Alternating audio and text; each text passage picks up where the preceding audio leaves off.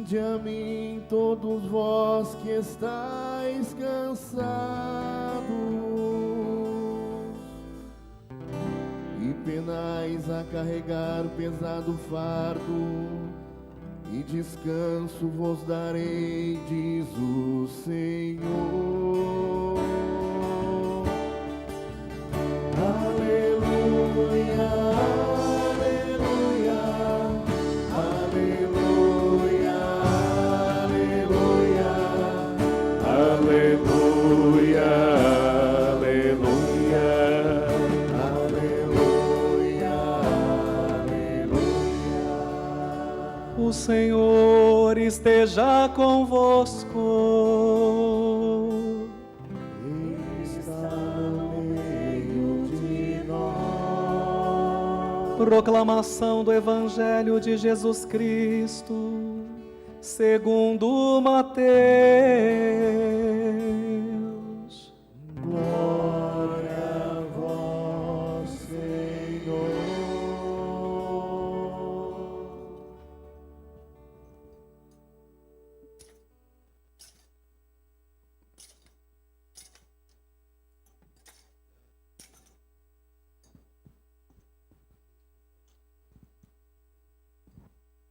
Naquele tempo, vendo Jesus as multidões, subiu ao monte e sentou-se. Os discípulos aproximaram-se e Jesus começou a ensiná-los. Bem-aventurados os pobres em espírito, porque deles é o reino dos céus. Bem-aventurados os aflitos, porque serão consolados. Bem-aventurados os mansos, porque possuirão a terra. Bem-aventurados os que têm fome e sede de justiça, porque serão saciados. Bem-aventurados os misericordiosos, porque alcançarão misericórdia. Bem-aventurados os puros de coração, porque verão a Deus. Bem-aventurados os que promovem a paz, porque serão chamados filhos de Deus. Bem-aventurados os que são perseguidos por causa da justiça, porque deles é o reino dos céus. Bem-aventurados sois vós, quando vos injuriarem e perseguirem e, mentindo, disserem todo tipo de mal contra vós por causa de mim. Alegrai-vos e exultai, porque será grande a vossa recompensa nos céus. Palavra da salvação. Glória a vós, Senhor.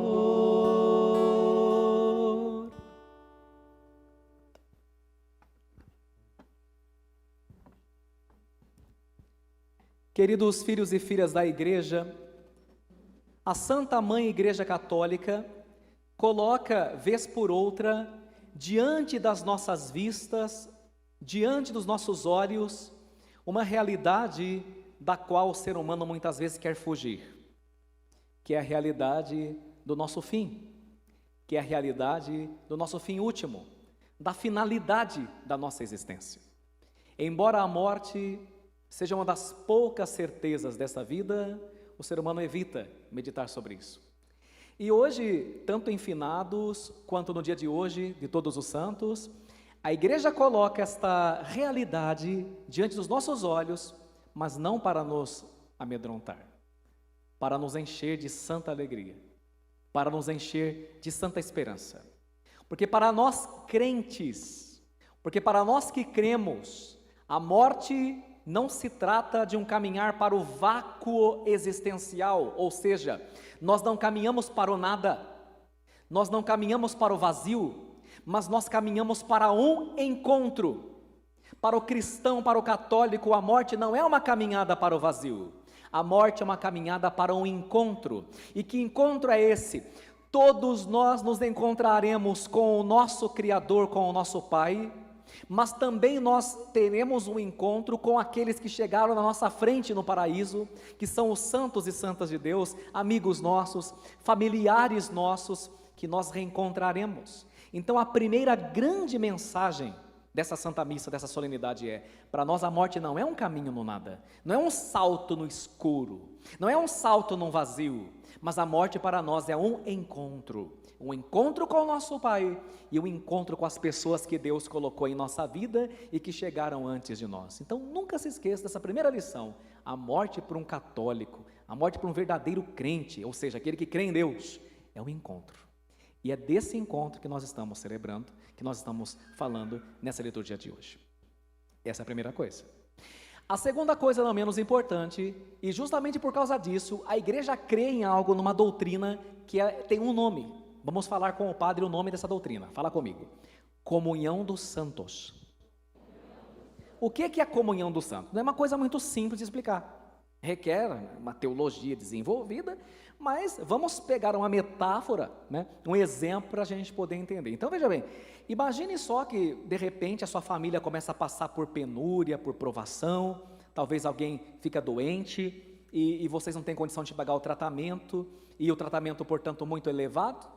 E vamos imaginar que de repente alguém fala assim: olha, tem uma oportunidade de trabalho, você vai ganhar em euro, viu? Lá em tal lugar, talvez lá em algum lugar da Itália, ou enfim. E aí, se você aceitar a proposta, você fala: olha, eu aceito, mas você não pode levar os seus queridos, você não pode levar a sua família, né? E aí você vai para lá. E imagine que começando a trabalhar lá, você vai conseguindo recursos e vai se enchendo de esperança de poder ajudar aquela pessoa que ficou aqui no Brasil. E imagine só que de repente você escuta que a sua família não só estava ruim, mas piorou. Ora, o que você vai fazer? Você vai começar a enviar os recursos daquela pátria estrangeira para quem ficou no Brasil, óbvio. Você vai no remessa online da vida, né? Em algum sistema express, você vai fazer transferências e você vai, com aqueles recursos que você vai adquirindo, você vai enviando para quem ficou. Grosso modo, esta é a doutrina da comunhão dos santos. Tem um monte de gente que chegou na nossa frente na pátria verdadeira, porque essa daqui não é a pátria verdadeira. E essa gente que chegou na pátria verdadeira, o que ela está fazendo? Essa turma, que são os santos e santas de Deus, estão enviando recursos espirituais para nós o tempo todo, intercedendo por nós, conseguindo milagres portentosos para nós, porque é claro, porque eles continuam nos amando, porque nem a morte foi capaz de nos separar. E é por isso que quando a igreja vai beatificar ou canonizar alguém, um homem ou uma mulher, o que o Vaticano pede? Um milagre. E o que é um milagre? Antes de mais nada, santos não fazem milagre. Quem faz milagre? É Deus, só Deus pode fazer milagre, padre não faz milagre. Mas através do santo, que implora a Deus, porque Deus ama aquele homem, aquela mulher que foi fiel a ele, exemplo Santa Filomena, a pessoa consegue um milagre. Agora, eu vejo católico confunde milagre com graça, são duas coisas distintas. Por exemplo, agora de pouco fiquei contente, uma senhora veio aqui emocionada, que ela conseguiu, acabou de sair dali, né? Conseguiu a graça de ter sua casa própria, seu apartamento, por intercessão de Santa Filomena. E ela veio agradecer e veio pedir para o padre, nada mais justo que o padre abençoe a chave. Né? Isso é um milagre? Sim ou não? Não. Por que não é? Isso é uma graça. Milagre é uma coisa que não tem explicação, que a ciência não consegue explicar. Exemplo número 2. Você veio à missa com uma dor na nuca e você falou: acho que eu nem vou. De repente, no ato penitencial, quando você foi cantar o glória, você, uai, sumiu minha dor na nuca, sumiu minha dor de cabeça. Isso é um milagre? Não. É o quê? Graça. Exemplo número 3. A pessoa vem numa missa com câncer do intestino, com o tumor de obstrução, do tamanho de uma laranja, que eu já vi na nossa paróquia. E ela vai fazer cirurgia, uma coisa delicada, ela vem, reza para São José, reza para Santa Filomena, sente uma quentura no abdômen, chega lá em casa e fala para a mulher: olha, não sei, mas eu acho que eu fui curado. Aí chega no médico, o médico fala: já fizemos 3 tomografias, não tem por que fazer. Não, mas eu quero uma 4ª, porque eu senti alguma coisa diferente. E às vezes o médico pode não acreditar, faz, não tem nada, sem cirurgia, sem nada. Isso é graça ou isso é milagre? Milagre, porque não tem explicação. Estão entendendo? Então preste atenção, querido católico, só Deus opera milagres, e para Deus nada é impossível. Eu me lembro lá na Espanha, em Saragoça, né? Tive a graça de estar lá um tempo atrás. Um homem, né, perdeu a perna foi amputada, ele passou um óleo de Nossa Senhora do Pilar, apareceu outra perna no homem. Ele foi no médico, o médico falou, você está me zoando, você deve ter um irmão gêmeo. Não existe isso. Né? Pois de fato, está documentado. Isso é graça ou isso é milagre? É milagre. Estão entendendo? Então, que coisa mais bonita que a nossa fé. Então, aí que está. Aí o Vaticano pede para ter certeza que aquela pessoa está na glória. Então ele fala, vamos pedir um milagre. E o mundo inteiro começa a pedir um milagre. Você veja, por exemplo, o beato Carlo Acutis, que morreu de câncer com 15 anos, que é chamado de cyberapóstolo, né? Porque ele evangelizava, contava os milagres eucarísticos nos blogs que ele tinha na internet, e agora que ele já está na glória, o corpo dele está incorrupto, né? Está deitadinho lá em Assis, bonitinho, do jeito que morreu, está ali, deitadinho, né? Todo mundo vê. São as coisas de Deus. Mas veja que interessante, o milagre que o Vaticano aprovou para dizer que ele é beato, né? Foi no Brasil. Foi um menininho que tinha um problema gravíssimo, ele praticamente não tinha as condições de se fazer a digestão, uma doença grave, eu não me lembro qual era o nome da doença, e olha que coisa linda, a mãe dele foi numa missa no Brasil, e o padre tinha uma relíquia do beato Carlo Acutis. Para quem não sabe, relíquia é aquele ali que está ali, um dos cinegrafistas pode mostrar para a turma de casa, né? Ali é uma relíquia que é um fragmento do osso de Santa Filomena. Então tem relíquia, gente, que é uma parte do corpo do santo, por exemplo, o cabelo, pode ser o osso, pode ser, enfim, né? Tem várias possibilidades. Essa chama-se ex ossibus, ou seja, é do osso. O padre pegou a relíquia e o padre sentiu no coração de ficar no meio do altar e mandou o povo fazer fila e quem quisesse tocava a relíquia. Essa daí mesmo que acabaram de mostrar aí em casa. Tocasse a relíquia. A mãe pegou esse menino que já estava caminhando para a morte, que não tinha mais nada o que fazer, né? E a relíquia desse menino, o beato Carlo Acutis, né? Estava em processo, levou e foi com o menino no colo. Aí ela falou para o menininho, pede para ele. O menino tocou a relíquia do jeitinho puro de criança, ele falou assim, me cura. Né? A partir daquele momento, aquele menino começou a comer, não vomitava mais, que tudo que ele ingeria, ele colocava para fora, que o seu sistema digestivo não funcionava, né? E não tinham o que fazer pela ciência, não tinham o que fazer, ele estava caminhando em direção à morte, pois ele foi curado naquele instante, pela ação de Deus, através do corpo de um santo menino, outro menino, né? Esse menino santo, que é o beato Carlo Acutis, que coisa extraordinária, né? Então vocês vejam, aí que está, né? Deus opera o milagre para dizer, esse é meu eleito, né? Eu ouço o pedido dele. Por que você pede uma graça para Santa Filomena? Porque Deus escuta os pedidos dela. Né? E por que Deus escuta os pedidos dela? Porque ela amou Jesus mais do que a si mesma, a ponto de dar a própria vida, derramar sangue, sofrer torturas por amor a nosso Senhor. Entendem então? Então esta é a comunhão dos santos. Então veja bem, eles estão na verdadeira pátria e mandam constantemente recursos para nós, recursos, graças e bênçãos especiais. Mas aqui eu preciso fazer mais uma explicação, que a homilia desse domingo é bem catequética e bem pedagógica, para a gente entender, viu? É bem importante a gente estudar e entender cada vez mais a doutrina. Então vocês vejam, acontece que nos 5 primeiros livros da Bíblia, quais são os 5 primeiros livros da Bíblia? Gênesis, que mais? Êxodo, que mais? Deuteronômio, que mais? Levítico, que mais? Falta um.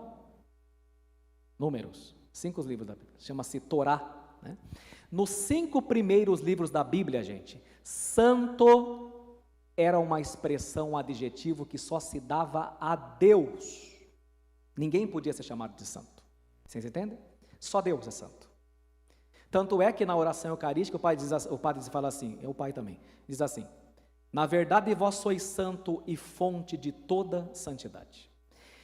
Aí o protestante não entende porque ele pensa que ninguém pode ser chamado de santo. Só que se você pensar assim, você vai ter que rasgar o Novo Testamento quase inteiro. Por quê? Porque na comunidade primitiva, os apóstolos, os discípulos se tratavam de santos. São Paulo, quando escreve para os Gálatas, lá na Galácia, ele começa a carta assim, veja lá. Aos santos que estão na Galácia, graça e paz. Quando ele fala para Éfeso, os santos de Éfeso, e se escrevesse em 2021, aos santos que estão em Sorocaba, porque a comunidade de Cristo é a comunidade dos eleitos, dos batizados, dos crismados. Então a comunidade primitiva não tinha nenhum problema de se chamar de santos, mas é aí que está o segredo. Nós temos que entender que Deus deu para nós duas coisas que só pertencem a Ele. Quais são as duas coisas que Deus deu para você e para mim e que só pertencem a Ele? Repetem comigo, por favor. Primeiro, a vida eterna. Segundo, a santidade. Então você tem que entender uma coisa. Às vezes tem gente que quer tirar sarro da gente que é católico, fala assim: mas será que Deus existe? Eu gosto de responder a pessoa que pergunta para mim. Por exemplo, perguntem para mim, Deus existe? Perguntem. Minha resposta: não. Aí a pessoa: uai, então porque você é padre? Deus mais que existe. Deus é. Existir é próprio de criatura. Existir é ter um começo. Deus não tem começo, Ele é. E sempre será. Você tem que entender uma coisa. Somente Deus possui o próprio ser. O que significa isso? Que Deus não pode perder o seu ser, porque Deus tem o próprio ser. Você que está me escutando, você não tem seu próprio ser. Quer que eu te prove? A prova de que você não possui seu próprio ser é que você pode perdê-lo a qualquer momento. Se Deus tirar de nós a sua graça, está na palavra: enviais o vosso Espírito, Senhor, e da terra toda a face renovais, mas se tirais o seu respiro, elas perecem e voltam para o pó de onde vieram. Você pode perder seu ser a qualquer momento, e eu também, mas Deus não, porque Deus possui o próprio ser. Então quando você quer discutir com um ateu, você fala assim: tá certo, ateus, Deus não existe, Deus é, e quem existe é você que é criatura.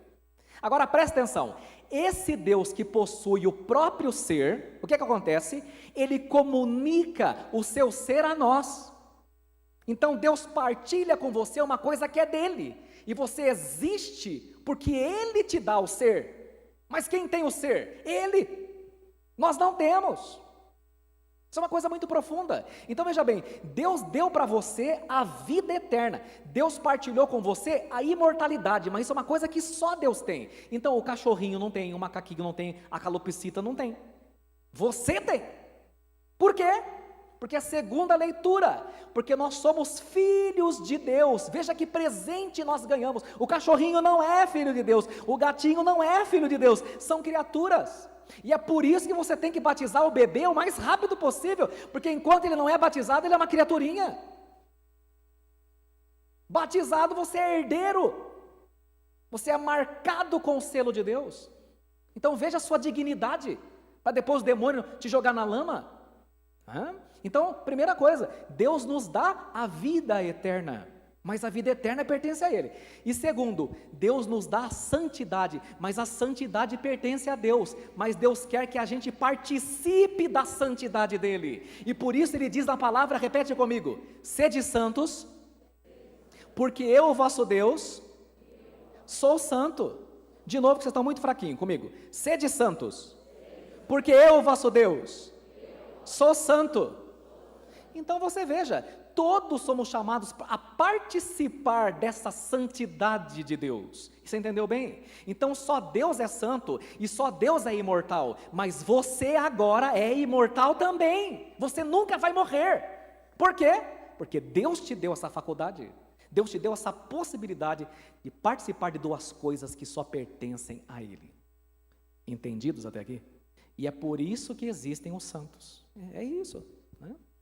Agora você veja, eu falei que os santos estão na pátria verdadeira, enviando constantemente recursos para nós.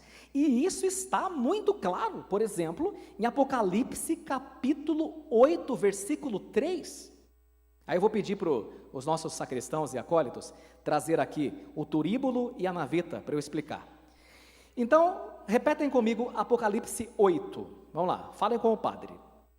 E veio um anjo e se colocou do lado do altar. Você lá, você para cá, Jean. Colocou do lado do altar. Você vai ser o anjo, viu? Você não merece, mas você vai ser o anjo. Então, aí veio o anjo, de novo, veio o anjo. Colocou-se ao lado do altar, com o turíbulo de ouro na mão. Mostra para eles. Isso aqui chama turíbulo. Turíbulo. Está na Bíblia, aqui, Apocalipse capítulo 8.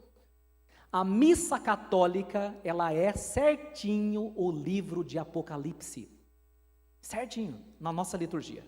Perfeitinho, perfeitinho. Que é fundada por Jesus, a igreja, né? Não foi o homem que fundou. Com turíbulo de ouro na mão. Agora continua comigo. Foram-lhe dados muitos perfumes. Olha aqui, presta atenção. Ó. Ai, se você sentir esse cheiro maravilhoso. Olha, até que eu vou botar na fronha do meu travesseiro, ficar cheirando à noite. Uma delícia. Então, foram-lhe dados muitos perfumes. Continua comigo. Para que os oferecesse. Olha como é que é. Olha lá. Para que os oferecesse. Vamos continuar. Com as orações de todos os santos. No altar de ouro. Que está adiante do trono.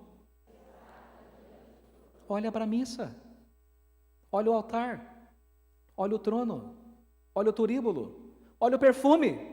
Apocalipse capítulo 8, versículo 3. Meninos, anjinhos, podem ir. Vão voando. Vão voando. Entendem? Que coisa mais bonita. Então, o que é esse incenso, essa oração? A oração dos santos que estão rezando por nós dia e noite e dia, para a gente não desanimar, para a gente não sucumbir, para a gente não se perder. Olha que coisa mais linda, né? Daqui a pouco vocês vão ser incensados. Por que vocês vão ser incensados? Para que como a fumaça sobe diante do trono de Deus, você suba também como uma oferenda para Deus. Então, né, eu não sei como que pode a turma fazer tanta confusão, né? Então vejam bem, esses dias eu li um rapaz, ele falou assim: o santo é como 1 litro de álcool. Quando eu li isso, eu fiquei abismado. Eu falei, o que será que ele quer dizer com isso, né? Daí eu fui procurar. O santo é como 1 litro de álcool. Mas 1 litro de álcool, no qual você pinga 3 gotas de uma essência raríssima, que assume aquele álcool, e o álcool deixa de ser álcool para se tornar um perfume. Assim como a essência assume o álcool, Deus assume a alma do santo, a natureza daquele homem, daquela mulher, e os transforma. Mas sem Deus, o homem não passa de 1 litro de álcool, sem nenhuma qualidade. Por isso São Paulo diz que a nossa missão é espalhar o bom perfume de Cristo, o bonus odor Christi, e não é sem motivo que a gente foi ungido pelo bispo com óleo do crisma que cheira perfume. Que coisa mais bonita. Isso eu falo. Desculpe falar, mas um católico ignorante vira um ótimo protestante. Infelizmente, né? E agora você veja a continuidade. Você acabou de escutar essa palavra, se você não dormiu, você escutou. Eu, João, vi um outro anjo que subia do lado onde nasce o sol. Ele trazia a marca do Deus vivo e gritava em alta voz aos 4 anjos que tinham recebido o poder de danificar a terra e o mar, dizendo-lhes, olha o que o anjo gritava para os 4 anjos que tinham recebido o poder de danificar a terra e o mar. Escuta, não façais mal à terra, nem ao mar, nem às árvores, até que tenhamos marcado na fronte os servos do nosso Deus. Você prestou atenção? Então veja, o mundo ali está prestes a se acabar. Aí o anjo grita, não vamos acabar com o mundo não, até que os servos de Deus sejam marcados na fronte, na testa. Você já escutou uma expressão assim, fulano nasceu com uma estrela, né? Ou então fala assim, ninguém nasce, como é que é? Com estrela na testa. Você tem. Que quando você era um bebezinho, o padre passou o óleo do catecúmeno na sua testa, com seu padrinho e com a sua madrinha. E quando você fez 15, 16 anos, você veio para o bispo, e ele passou um óleo perfumado na sua testa, você já está marcado. Está marcado como eleito de Deus para vencer. E por que o mundo não acaba ainda? Porque Deus está dando tempo para que os dele sejam marcados na fronte com esse sinal. Você já foi. Quem aqui já foi marcado na testa? Levanta a mão. Ô, glória. Então diga comigo, concedei-nos o convívio dos eleitos. Vamos juntos? Concedei-nos Que coisa mais linda. Às vezes você não dá valor, por quê? Você não pensa, ninguém te ensina, você não dá valor. Você foi marcado para vencer, para ser santo, para ir para a vida eterna. Então olha lá, não façais mal à terra, nem ao mar, nem às árvores. Escuta de novo. Até que tenhamos marcado na testa os servos do nosso Deus. Veja como a sua igreja é linda, criatura. Veja como as coisas não são por acaso. Que coisa mais maravilhosa, né? A gente fica encantado com essa beleza, né? É lindo demais. Bem, vamos chegando para o final. Agora eu vou para o final, depois dessa catequese, né? Vamos para o final. Aí o São João, está preso na ilha de Patmos, lá na Grécia, escrevendo Apocalipse. Em vez de ficar preso, chorando, ele escreve Apocalipse, né? Então, os santos, eles aproveitam os obstáculos para evangelizar. E aí, o João vê uma multidão vestida de branco, e ele fala, quem são esses, Senhor? Quem são esses? Aí o ancião responde, fala com o padre, Apocalipse 7,14, fala com o padre, esses são os que vieram da grande tribulação, lavaram e alvejaram as suas roupas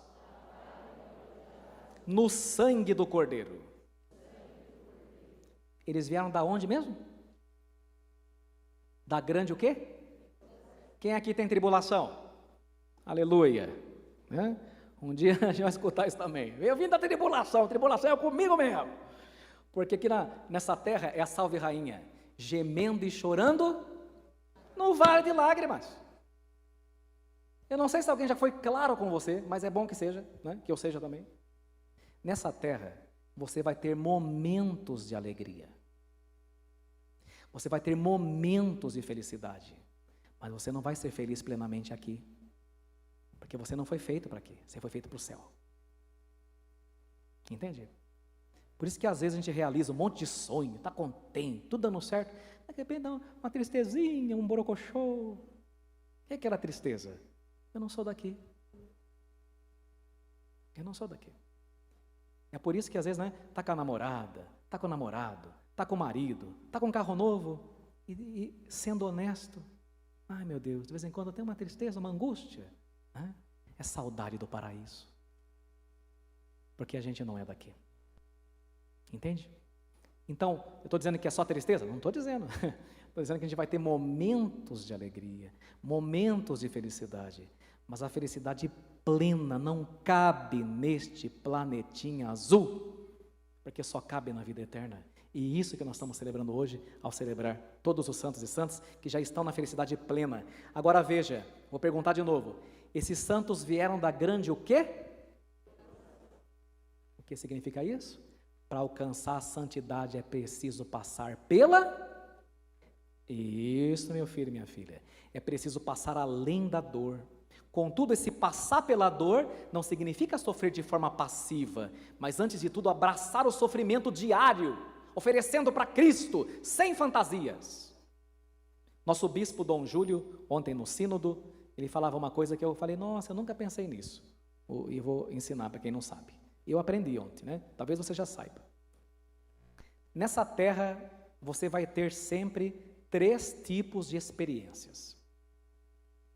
Vou falar a primeira, vamos falar com o padre. Primeiro, experiência ativa. Experiência passiva. Experiência acolhida. Eu vou explicar.